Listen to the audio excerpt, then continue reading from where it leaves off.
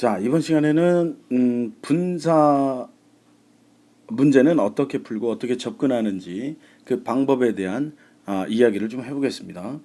자, 여러분들 앞쪽에서요, 분사 개념 설명, 그 영상 또는 설명을 반드시 들으셔야 됩니다. 듣고 나서 문제풀이를 해야 되겠죠, 그죠? 자, 그러면 시작하기 전에요.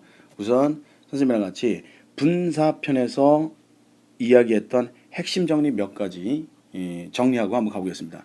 여러분들 분사라고 하는 것은 형용사라고 얘기했죠. 형용사.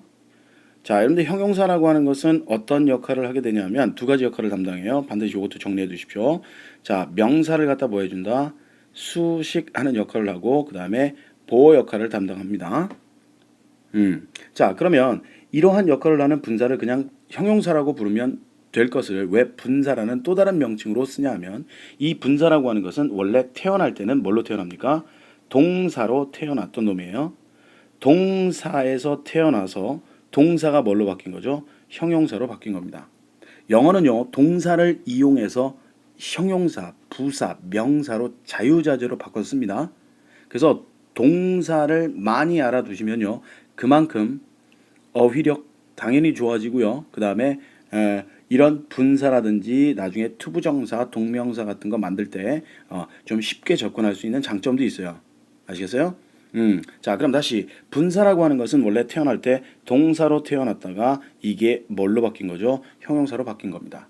그죠? 그러면 동사를 갖다가 어떻게 형용사로 바꾸냐 이거죠. 그죠? 그 바꾸는 방법이 두 가지가 있습니다. 그 두 가지 첫 번째는 바로 ing 형태를 써서 우리가 뭐라고 부르는 현재 분사라고 부르는 놈으로 쓰고요. 그 다음에 두 번째는요, 동사의 마지막 변화형입니다.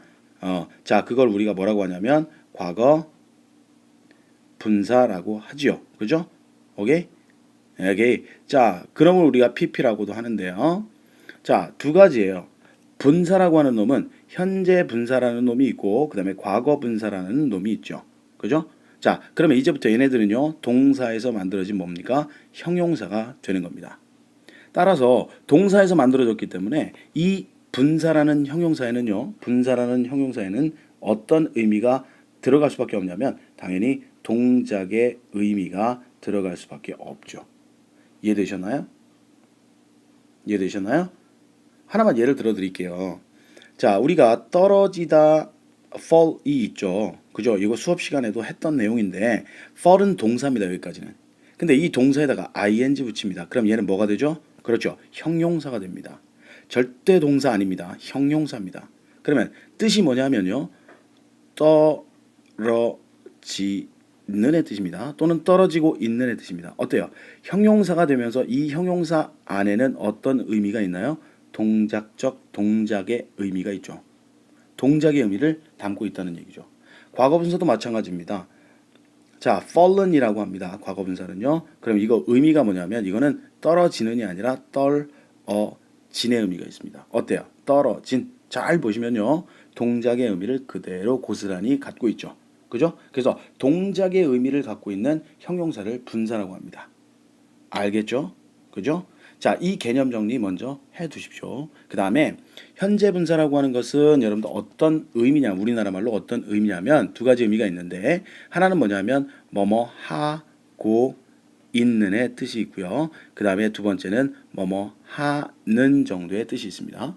과거 분사는요, 뭐뭐 된 또는 뭐뭐 당한 또는 뭐뭐 받은 그러한 의미가 있습니다. 알겠죠? 자, 왜 이런 뜻이 만들어지는지 기본적으로 현재 분사라고 하는 것은요. 여기다 다시 한번 정리해 드릴게요.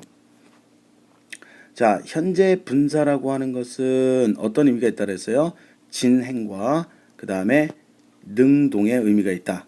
그 다음에 과거 분사에는 어떤 의미가 있었어요? 오케이. 자, 동작의 완료. 그 다음에 수동의 의미가 있었다라고 하는 거죠. 요거 중요한 개념이에요. 이걸 이용해서 여러분들 나중에 문제풀이 들어가는 겁니다. 아시겠나요? 자, 그러면 이제부터 1번서부터 6번까지 문제를 한번 선생님과 같이 풀어볼게요. 굉장히 천천히 풀 거예요. 천천히. 그리고 나머지 문제는 다 풀이 못 해드려요. 요거는 선생님이 수업 시간에 프린트를 준비해서 그때 마무리하는 걸로 합시다. 아시겠나요? 자, 그러면 1번 한번 접근해 볼게요. 1번이요. 자, the woman blank pink hat is my teacher. 자, 이 문장에서 잘 보시면 얘가 주어고요. 그 다음에 그 주어에 대한 동사는 is가 되는 거예요. 자, 그런데 where라고 하는 요 동사를 요 빈칸 안에다 넣으래요. 그럼 요 빈칸 안에는 동사 자리가 아니라 이미 동사가 있기 때문에요. 동사 자리가 아니라 바로 누구의 자리다? 분사 자리라는 얘기죠. 그럼 분사는 wearing의 형태가 있고요. 그죠? 위에다 한번 써볼게요. 현재 분사가 맞다면 wearing이 정답이겠고요. 그 다음에 과거 분사가 맞다면 wear의 과거 분사 아셔야 되겠죠. 그죠? 자, worn이라고 씁니다. worn. 그죠? 자, 그럼 둘 중에 하나가 들어갈 겁니다. 자, 그러면 이때 ing가 맞냐? 과거 분사가 맞냐? 자, 여기에서 분사가 들어가게 되면 woman을 꾸미죠. woman을 꾸밉니다. 수식의 역할을 하죠. 그죠?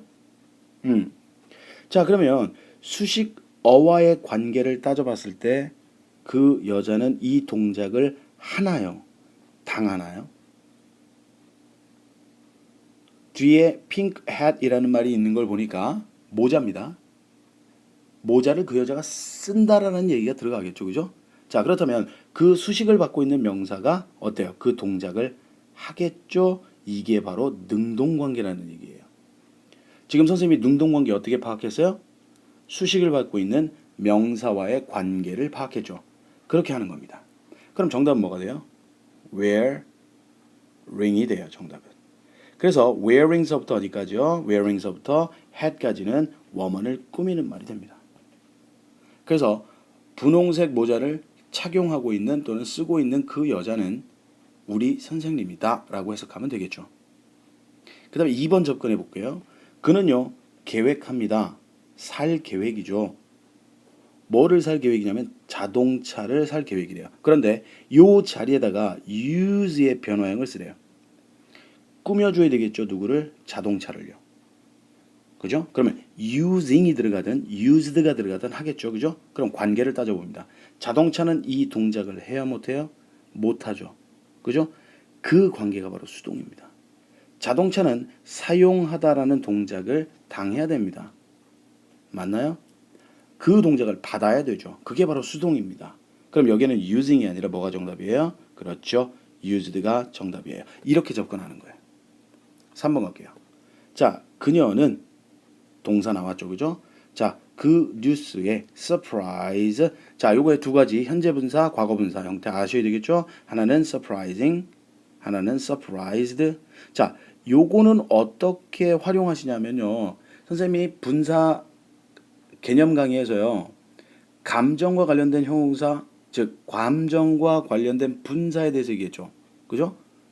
그때 ing 형태는 그 감정을 줄 때, 그 다음에 ed 과거 분사 형태는 감정을 받을 때입니다. 자, 그녀는 그 뉴스에 놀랍니다. 그러면 그 감정을 줘야 되겠어요? 받아야 되겠어요? 받아야 되겠죠. 그럴 때 나오는 게 surprised. 됐습니까? 그래서 그녀는 그 뉴스에 놀랐다가 돼요. 4번 갈게요. 그 여자입니다. 주어죠. 동사 어디 있나요? 여기 있네요. 알겠죠? 반드시 주어 동사 찾으세요. 자, 그 다음에 여기에 들어가는 말은요. sing이든 그죠? sing이든 song이든 얘 현재 분사고 과거 분사죠. 뭔가가 들어갈 겁니다. 그죠? 자, 그러면 들어가서 하는 역할이 거를 꾸미겠죠. 그죠? 자, 그럼 관계를 따져보세요. 그 여자아이는 노래를 부르죠. 능동관계예요. 그럼 정답 뭐예요? sing이에요. 그래서 거실에서 노래를 부르고 있는 여자아이는 루시다. 됐나요? 5번 갑니다. I have a bookcase. 난 책꽂이가 하나 있어요. 여기 동사 이미 나왔죠. 그죠? 그럼 여기는 동사 자리가 아니란 얘기죠. 동사를 바꾸란 얘기입니다. 뭘로? 동사 아닌 놈으로. 자, 그러면 여기에는 making이든 made든 들어갈 겁니다. 그죠? 자, 그럼 누구와의 관계를 따져라? 그렇죠. 얘도 들어가서 하는 역할이 부켓을 꾸밀 거예요. 책꽂이입니다. 책꽂이가 이 동작을 합니까? 아니면 당합니까? 당하죠. 따라서 made가 정답이라는 얘기입니다. 그래서 나는 책꽂이가 있는데 내 brother에 의해서 만들어진 책꽂이죠. 6번 갑니다. It is a book. 그건 책이다. 동사 나와 있죠. 그렇다면 여기 동사 자리가 아니란 얘기예요. 그러면 여기는 writing이든 written이든 들어갈 겁니다. 분명히요. 그죠? 그럼 들어가서 무슨 역할을 해요? 앞에 있는 명사를 꾸미겠죠. 그럼 꾸밈을 받고 있는 그 명사와의 관계를 따져봐서 책은 이 동작을 해요? 받아요? 당해요? 그 동작을 받아야 되겠죠. 그죠? 그럼 여기에는 어떤 관계가 성립이 되는 수동의 관계가 성립이 되는 거예요. 그렇다면 writing이 아니라 written의 형태로 들어가서 쓰여진 책이라는 의미로 북을 꾸며줘야 되겠죠. 누구에 의해서? N에 의해서. 됐습니까? 잘 보시니까 여러분들 1번서부터 6번까지 한번 정리 한번 해보세요.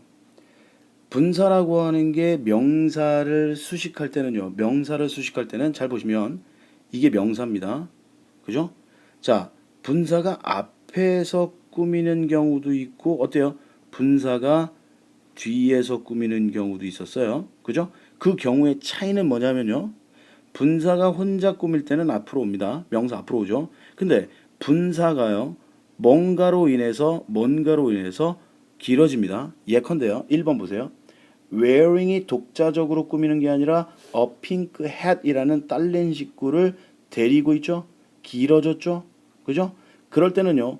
명사 뒤쪽으로 위치해서 꾸며야 돼요. 왜냐면 wearing과 woman을 갖다 붙일 수 있는 방법이니까. 영어에서는요. 수식을 받고 있는 명사와 수식하는 놈은 항상 이렇게 붙이는 습관이 있어요. 다시요.